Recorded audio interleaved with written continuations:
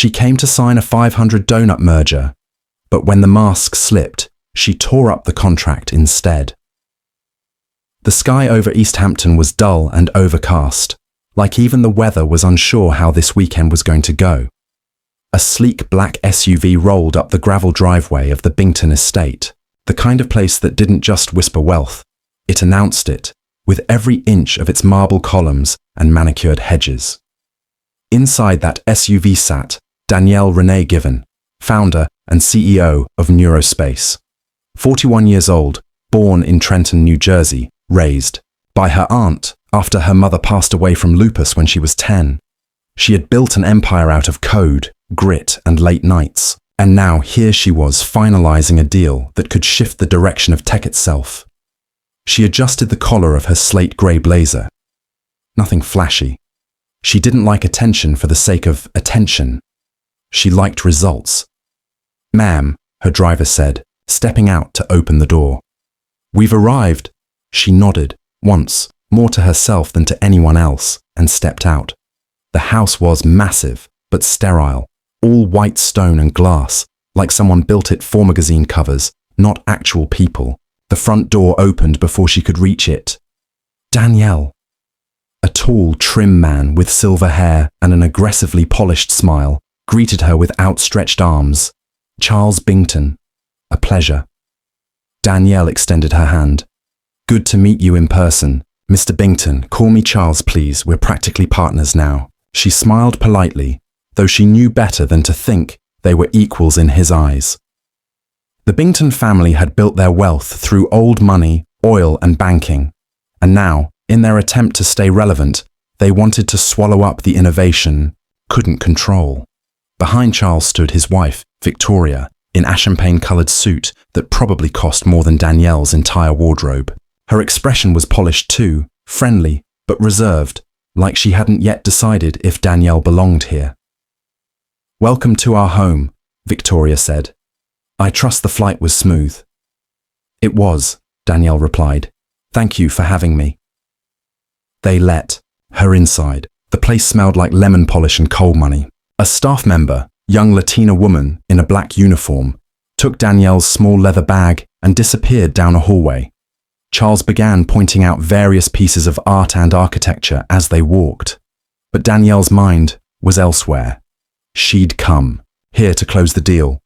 $500 million in equity, global distribution, expanded R&D funding. It was everything most CEOs would kill for. But Danielle didn't come from most CEOs.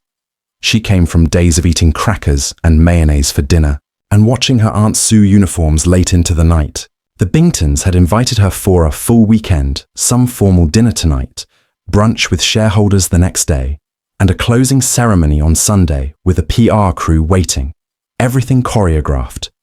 But just a few steps into this house, Danielle felt something cold pass through her. Not fear, not intimidation, just awareness. She was the only black woman in the room in the house. Probably the weekend. "Let me show you to your room," Victoria said, gesturing toward the stairs. "We've put you on the second floor, the east wing." Danielle paused. "I thought the other guests were staying in the west wing." Victoria's smile didn't move. "Yes, but we figured you'd appreciate more privacy." Danielle's eyes held on Victoria's for a second longer than was polite, but she said nothing, just nodded. As she walked upstairs, her phone buzzed in her hand. A message from her CFO back in San Jose. "Any red flags?" She stared at it for a moment before typing back. "Too early to tell, but the air is already thick." But something told her it wasn't just the weather that was about to turn. Danielle stood by the floor-to-ceiling window in her guest suite. Outside, the ocean stretched into a hazy grey. Inside, everything was beige and glass. The room looked expensive, but empty, like no one had ever cried in it, or laughed too loudly. She set her suitcase on the bed and sat down, letting the silence thicken. Not a photo, not a book, just silence and curated furniture. She'd been in rooms like this before. Corporate, apartments, private lounges, donor retreats, spaces where you were invited in, but only on their terms. Anok broke the stillness. It was Clark, the family's assistant. Young, white, overdressed in a navy blue suit that didn't quite fit him right. "Miss Gibbons," he said, not quite looking her in the eye. "Dinner will be at 7 sharp, formal. The family would like to introduce you to a few of the board members and close friends before the full announcement on Sunday." Daniela nodded. "Thank you." He hesitated. "There's a stylist downstairs if you'd like touch-ups or suggestions." That last word hung in the air like fog. Suggestions. She raised one eyebrow. "I think I'll be fine, Clark." He flushed and disappeared. Danielle didn't need a stylist. She had worn a deep navy sheath dress, sleek, strong lines, nothing extra. Her natural curls were swept into a soft, low bun. Her gold earrings were small, controlled. Everything was intentional. She always dressed like chic knew exactly where she was going, because she did. Still, she stood up and looked in the mirror, checked her posture, adjusted her watch. Not for them, for her. Downstairs, the estate had shifted from sterile quiet to something that buzzed under the surface. Champagne being poured, hushed greetings, the rustle of expensive fabrics.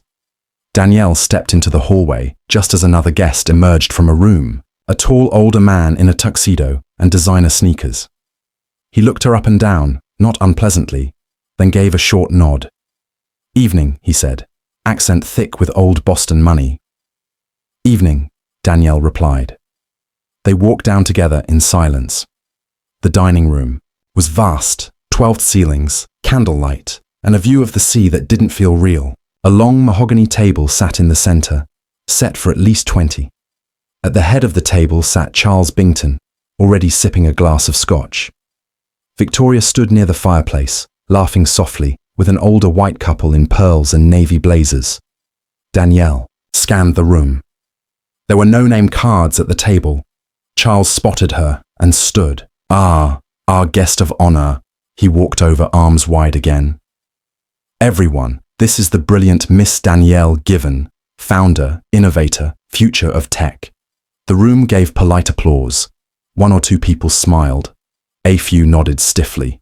Victoria appeared either side. "Come, dear, let's find you a seat." But instead of guiding her toward the head of the table, where decisions are made and stories are told, Victoria walked her down toward the middle. Not the worst seat, but far from the ones that mattered. Danielle sat, her eyes flicking toward the head of the table. She saw the seating pattern immediately: men in suits, wives in pearls, board members, and descendants.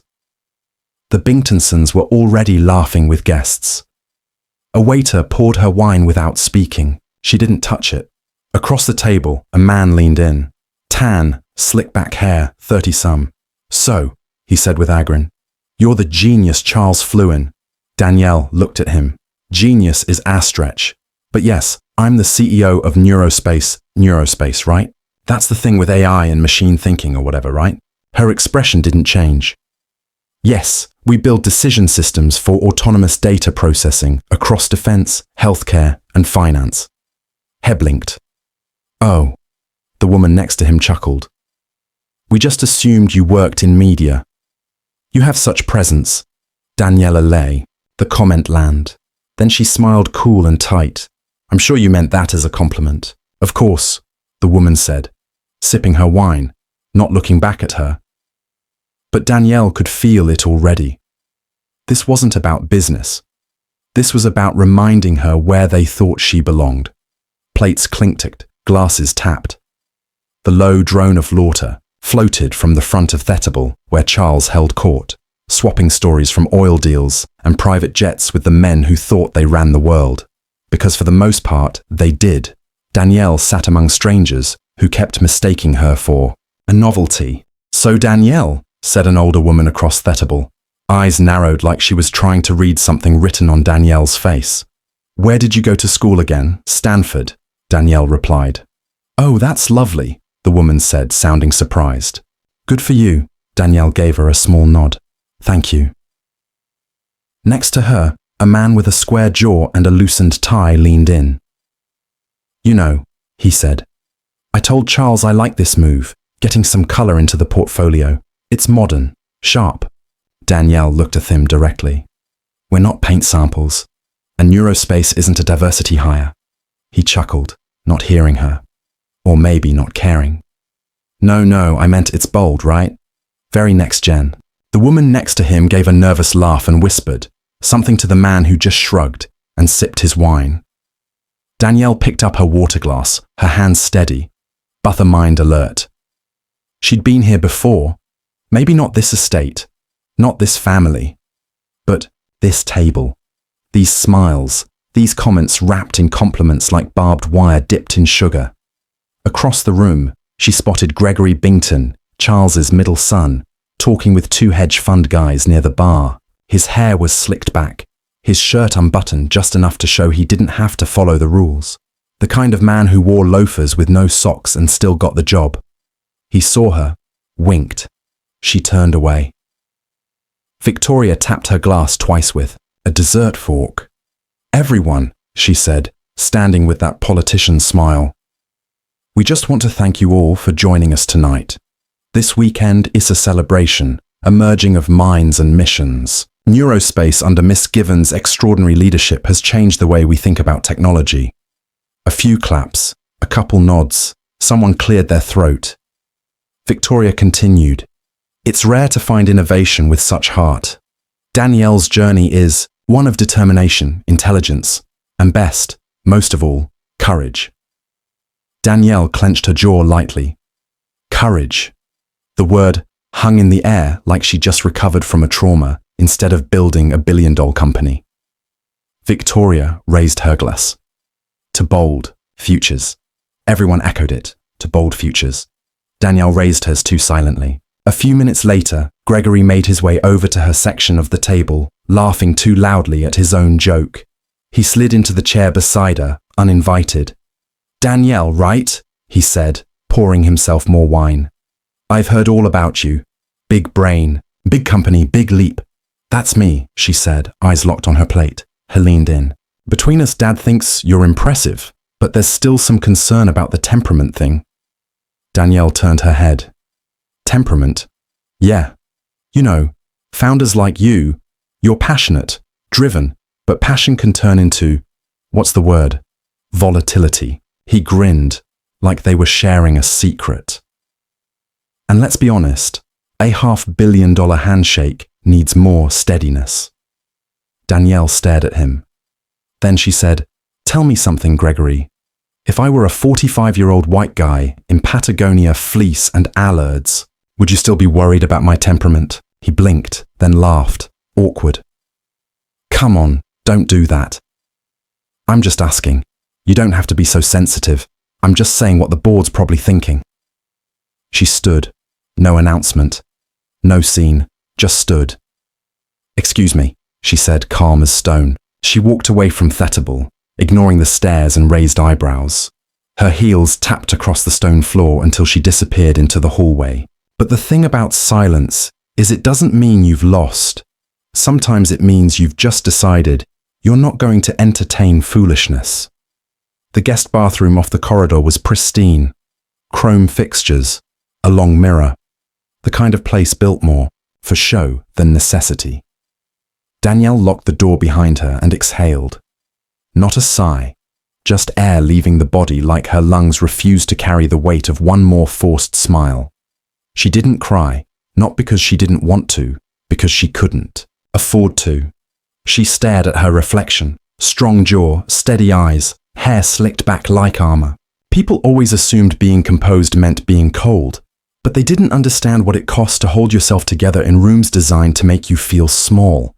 Her phone buzzed again. This time it was her CFO, Shauna Kim, checking in. How's it going? Danielle hesitated, then typed, I'm reconsidering everything. The typing dots popped up. Talk to me. Danielle stared at the screen. It's not just a bad dinner, Shauna. It's who we'd be tied to. Their name would sit next to us on every letterhead, every press release. I'm not sure I can stomach it. No response. For a moment. Then you always said we don't beg for tables. We build our own. Danielle's finger paused. That sentence, it hit her harder than any of the microaggressions tonight. She had built Neurospace from a laptop in a public library.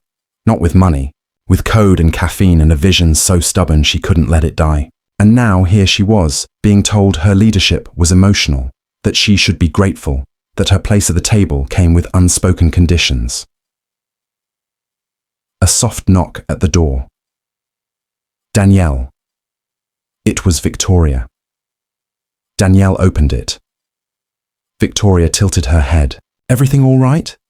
Danielle smiled faintly. Just needed a moment. Victoria lowered her voice. Listen, I know Gregory can be blunt, but don't take it personally. He's just entitled, Danielle said, folding her arms. Victoria blinked. Well, privileged. Yes. Danielle looked her dead in the eye. Victoria, let me ask you something. If your son ran a company like mine, and would he be asked about temperament? Would you sit him away from decision makers? Would your guests assume he was hired to check a box? Victoria hesitated. You're interpreting things in a very specific way. No, Danielle said. I'm interpreting them exactly as they were given. Silence. Victoria's mouth tightened. This deal is a tremendous opportunity for both sides. Daniela nodded. That's what I'm starting to question. Victoria gave a polite smile. Well, I hope you'll reconsider. Whatever it is you're feeling right now. Danielle held her gaze. I'm not feeling anything, Victoria. I'm thinking. She walked past her down the hallway back toward her room. Inside, she opened her laptop. Her inbox was flooded. Investors, board members, journalists. Waiting for the announcement Monday morning. She opened a blank draft, typed one sentence. After careful consideration, Neurospace will no longer pursue partnership with the Bington Group. She stared at it, then added, We believe integrity cannot be negotiated. She hit save, not send. Not yet. She'd sleep on it. But her gut had already decided. And when Danielle Given trusted her gut, it rarely led her wrong. But Sunday morning was still ahead, and what she said next would echo louder than anything they said about her. Sunlight poured into the room the next morning, lighting the walls like a spotlight. Danielle was already dressed, black slacks, cream blouse, hair pulled into a low twist. No jewelry, no noise, just clarity. She sat at the edge of the bed, laptop open on her lap, staring at the draft she had written the night before. Her finger hovered over the trackpad, but she didn't click anything yet. A soft knock. Come in, she said. It was Shauna, her CFO.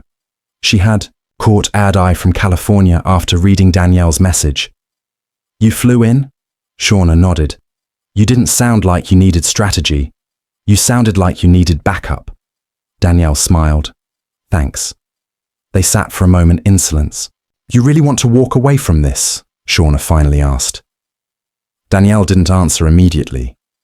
She closed the laptop. I think I already did. Shauna leaned back in the armchair near the window. You know what Wall Street will say. Overreaction, unprofessional. They'll spin it like you were difficult. Danielle nodded. Let them. Shauna studied her. I'm with you no matter what, but you don't have to do this to prove anything. Danielle stood and walked to the window. I'm not proving anything, she said quietly. I'm protecting everything. Neurospace was never about just the money. It was about what's possible, what's next. And these people, they don't see us. They see something shiny to control. Shauna exhaled. So, what's the plan? Danielle turned around, calm, certain. We hold the press briefing today. No drama, no shots fired, just truth. Clear, professional, public. Board's going to ask 1,000 questions. I'll give Theme 1,000 answers, Danielle said. But they already know who I am. And they know I don't. Bluff. Shauna grinned.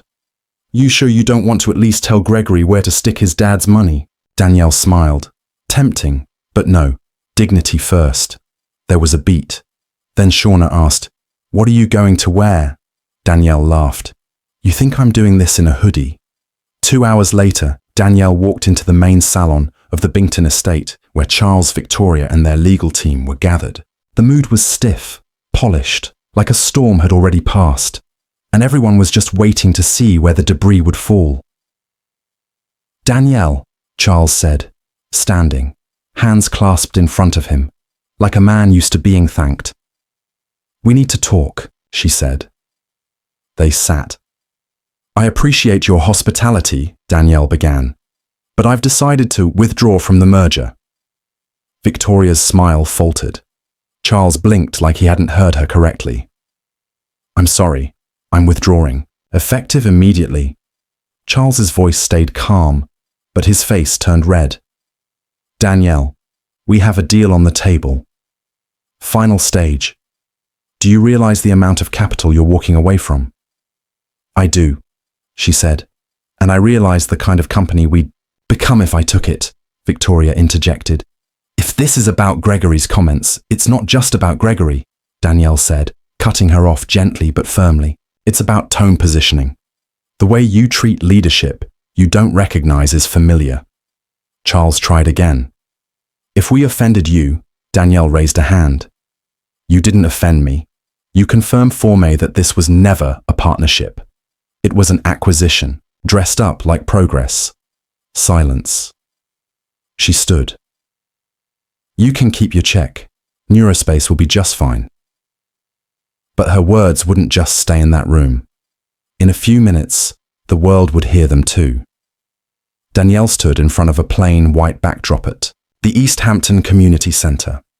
Not the Bington estate, not some grand ballroom, just a small hall with a podium and a row of folding chairs. Packed now with reporters, photographers, and a few early arrivals who'd heard whispers that something big was coming. Shauna stood off to the side, checking her phone, managing press. No one knew exactly what Danielle was going to say, but the media had smelled smoke and they came to find the fire. Danielle adjusted the microphone. No teleprompter, no script, just a stack of note cards in her hand. Barely glanced. Thank you all for coming, she began, steady, clear. I'll keep this short because clarity doesn't need much time. She looked up right into the cameras. After deep thought and careful consideration, I've chosen to withdraw Neurospace from the pending merger with the Bington Group. Gasps, a few pens scratched faster. Flashes from the cameras started popping like nervous heartbeats. This decision is final, she continued, and it's not based on money or legal technicalities. It's about something far more important. Values. She paused. No one moved. Neurospace was founded with one goal, to build technology that advances human potential. But it was also built on something harder to measure. Dignity, accountability, vision. I've always believed the culture of a company matters just as much as its code. She flipped the card. Over the past 48 hours, I've learned enough to know that a partnership with the Bington Group would compromise the DNA of what we've built.